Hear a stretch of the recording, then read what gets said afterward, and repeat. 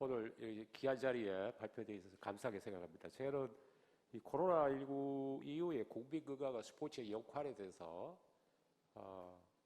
상당히 광범위한 부분들이 사실 요구가 되겠지만 제가 그런 능력은 부족하고 그래서 간단하게 몇 가지 제언을 좀 하도록 하겠습니다. 앞에서도 많은 발표가 있었지만 코로나는 우리를 많이 변화시켰고 팬데믹으로 전 세계에 엄청난 그런 변화를 가져왔고 앞으로 이 부분을 우리가 어떻게 해결해 나가야 될 것인가 하는 많은 숙제를 저희들에게 제공하고 있습니다. 특히 온택트 시대에 또 개인화된 의식이 정대했고 특히 오늘 우리가 체육학회에서 이 새로운 스포츠 환경이 등장했습니다. 비대면이 확산이 되고 과거에 우리가 생각지도 못했던 무관중 경기, 스포츠에 관중이 없는 스포츠가 존재한다. 이거 상상도 못했던 어떤 페널티를 줄 때만 했던 그런 것들이 일반화되고 또 심지어 홈트라든가 여러 가지 이 코로나가 우리 시대에 변화를 가져왔습니다. 특히 스포츠 부분은 우리는 활동을 매개로 하는 부분이기 때문에 이 활동이 제한되는 이런 부분들에 대해서 많은 어려움을 겪고 있다고 볼 수가 있겠죠. 그래서 특히 건강과 관련해서 의식의 변화도 물론 가져왔을 뿐만 아니라 어떤 의미에서 보면 제가 또 조금 이따가도 말씀을 드리겠습니다만 이러한 변화는 우리 스포츠 분야에 있어서는 어쩌면 위기라고 얘기할 수 있지만 또 거꾸로 뒤집어 놓고 보면 위기를 기회라고 또 볼 수도 있다 이렇게 생각이 됩니다. 그래서 제가 오늘 말씀드리려고 하는 것은 크게 네 가지만 말씀드리겠습니다. 우선 첫 번째는 스포츠 과학을 중심으로 이러한 위기를 기회로 만들 수 있는 나름대로의 새로운 인프라가 나름대로 새로운 시스템이 필요하지 않느냐. 두 번째는 제 나름대로는 늘 강조해왔지만 스포츠 사이언스가 정말 학문적으로 다른 어떤 분야의 학문에 앞서갈 수 있는 이번 기회에 우리가 이번에 느낀 것도 마찬가지겠습니다만 건강의 어떤 의식이 증가하면서 의학의 중요성이 더 많은 사람들에게 인식이 됐단 말이에요. 그래서 그런 의미에서 봤을 때는 오히려 우리 학문이 정말 주체적 역할을 할 수 있는 위상의 역할이 필요하다고 생각이 되고 또 이러한 위상의 역할을 추진하는 데는 무엇보다도 인재 양성이 필요하다. 그래서 대학이나 이런 학회에서 우리가 어떻게 후배들을 키울 수 있을까 하는 부분에 대한 여러 가지 변화도 필요할 것이라고 생각이 되고 마지막으로 우리 스포츠를 중심으로 다양한 분야들의 융복합이 필요하다고 생각이 됩니다. 이번에 우리가 느꼈었겠지만 코로나 상황이 발생을 하면서 국가적으로도 물론 많은 노력을 하고 고생을 했습니다. 그러나 초창기에 전 세계적으로 WHO를 비롯해서 많은 시스템에서 우왕좌왕 어떻게 대처해야 될 것인가에 대한 그런 준비들이 상당히 많은 어떤 나름대로의 부족함을 노출했다는 것이죠. 그런 맥락에서 봤을 때 우리 스포츠도 나름대로 이런 코로나의 팬데믹의 상황이 앞으로 어떻게 보면 반복될 수도 있기 때문에 스포츠를 중심으로 한 인프라가 필요할 것이다.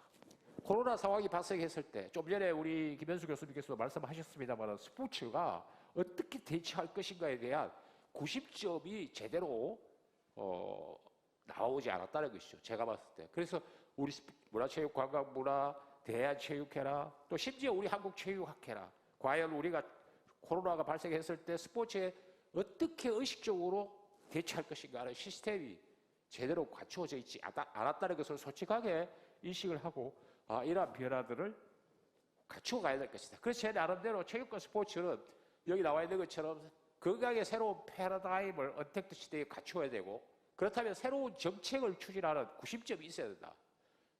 그 다음에 신사람의 테크닉을 활용하고 운동 프로그램을 개발하려고 할 때도 스포츠 과학을 중심으로 한 융복합의 어떤 활성화가 필요하다고 생각이 되고 아울러서 감염질환이라는 이런 감염질환 우리가 과거에 스포츠와 관련해서 건강과 관련해서 가장 강조했던 것 중에 하나가 대사성 질환이었습니다. 그렇지만 대사성 질환 못지않게 새로운 팬데믹으로 등장한 감염질환에 대한 어떤 운동의 역할, 스포츠의 역할 이러한 부분이 필요하고 또 이러한 것들을 추진하기 위해서는 좀 전에 말씀드린 것처럼 지도자를 양성하는 제대로 키울 수 있는 그런 것들이 필요하기 때문에 이러한 체육과 스포츠를 위한 나름대로의 시스템과 인프라가 필요하지 않느냐는 거죠. 최근 우리가 스포츠를 보는 시각은 또한 여러 가지 코로나와 더불어서 새로운 등장을 하게 됐습니다. 여기 나와 있는 것처럼 다양한 스포츠의 실감 콘텐츠, AI, 버추얼 리얼리티, 인공지능, 오프라인, 옴니채널 다양한 것들의 어떤 도구를 활용한 스포츠의 역할이 요구된다는 것이죠.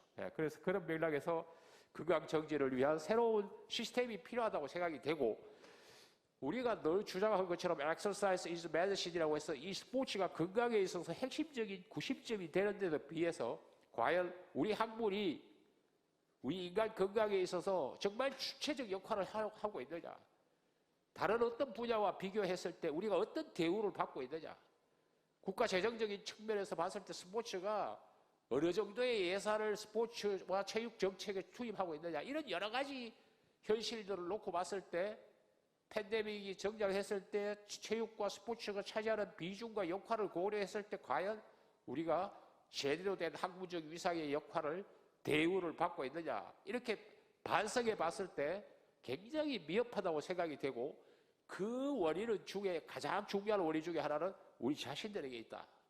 그래서 우리 학문이 좀 더 위상을 세울 수 있는 그런 리서치와 연구 능력을 더 키울 수 있도록 노력해야 될 것이라고 생각이 됩니다.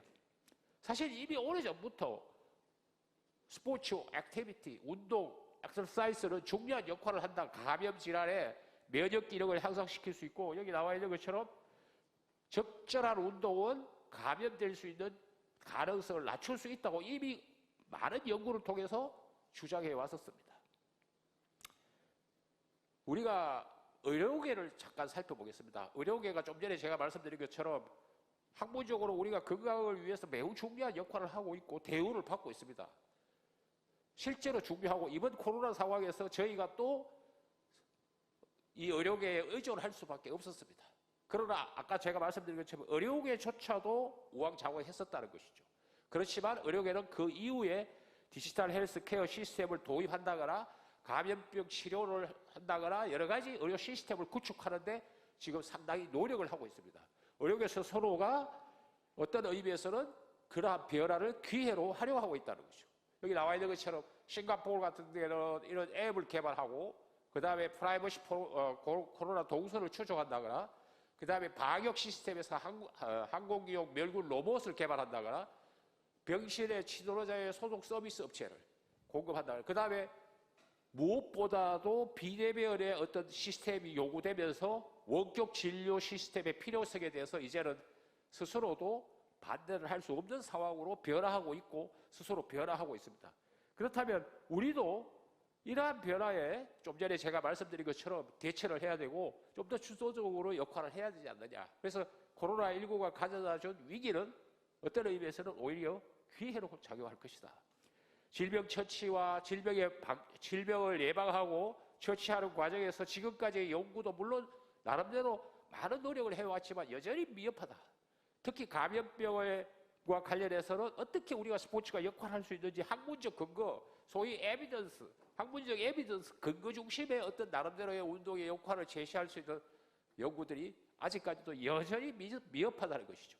그래서 근거 중심의 여러 가지 연구를 수행을 하고 아울러서 그 결과를 현장에 접목시키고 그러면서 새로운 사실들을 좀 전에 우리 김현수 교수님 말씀하신 것처럼 많은 사람들에게 알려주고 그러한 과정의 반복을 통해서 우리의 학문적인 위상은 더욱더 커질 것이다. 제가 하나의 예로 들어보면 여기 나와 있는 것처럼 가장 대표적인 일상 중에 하나가 코로나19로 인해서 결과적으로 신체 활동량이 현저하게 줄어들었다는 것이죠. 그럼 우리가 대사성 질환을 강조할 때도 마찬가지로 신체 활동량의 감소가 중요한 질병의 원인이라고 강조를 했고, 그래서 피지컬 액티비티가 필요하고 엑서사이즈가 필요하다고 강조해 왔습니다. 그러나 이러한 팬데믹이 발생했을 때 과연 엑서사이즈와 스포츠 액티비티가 피지컬 액티비티가 좀 더 어떤 역할을 할 수 있을까에 대한 연구는 여전히 부족하다. 2020년 5월을 기준으로 전 세계적으로 활동량이 심지어 50% 이상 줄어든 나라들도 있습니다. 여기 지금 저쪽 하살표에 보시면은 서울의 경우에는 통계 자료에 의하면 2020년 5월에 전체 국민의 10%의 활동량이 줄은 걸로 나와 있습니다. 그래서 이러한 그 신체적 활동량이 더욱더 현장이 감소했을 때 발생할 수 있는 건강에 대한 문제를 어떻게 우리가 해결할 것인가?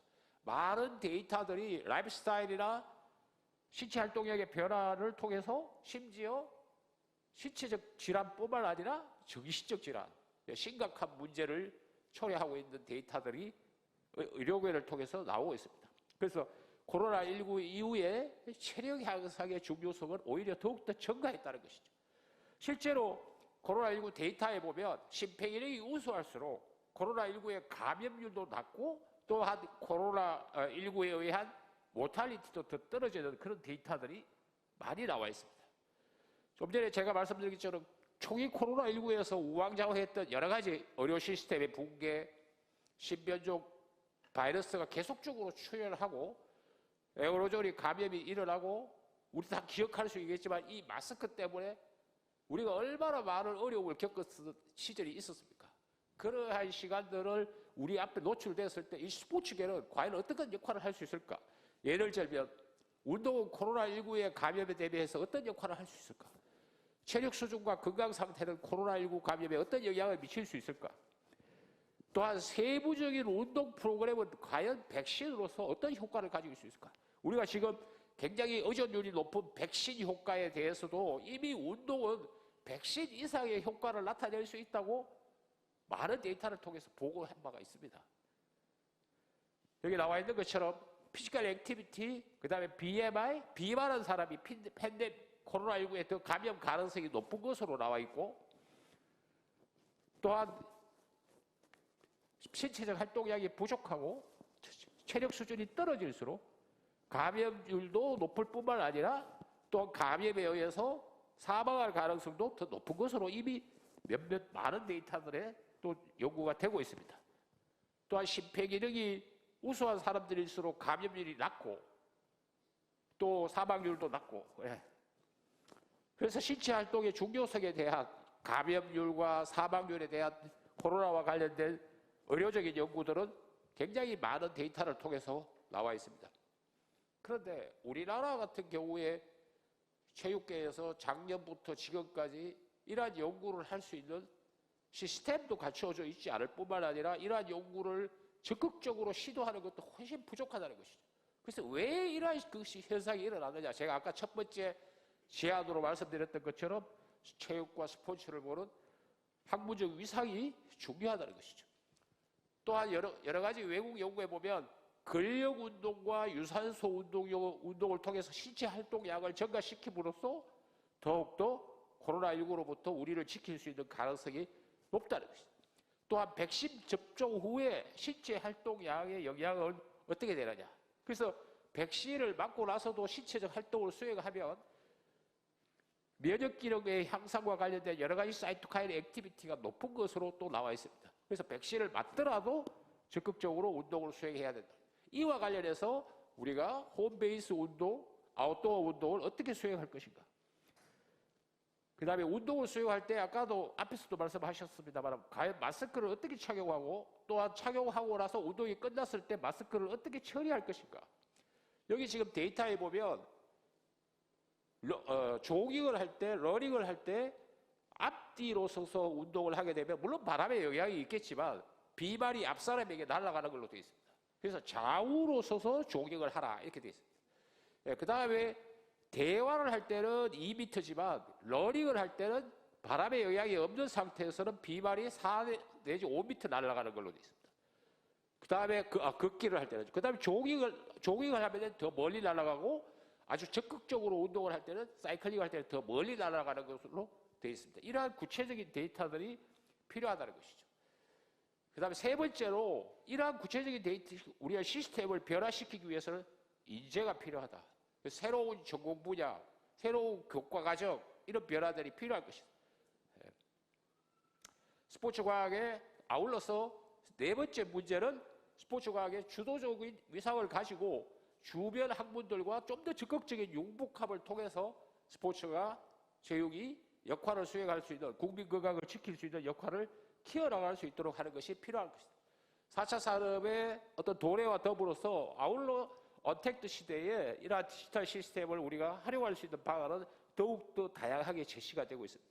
그런 맥락에서 스포츠 사이언스를 중심으로 새로운 스포츠 과학이 필요하다고 생각이 돼서 다양한 컨텐츠를 개발할 수 있는 스포츠의 역할을 강조하고 싶습니다.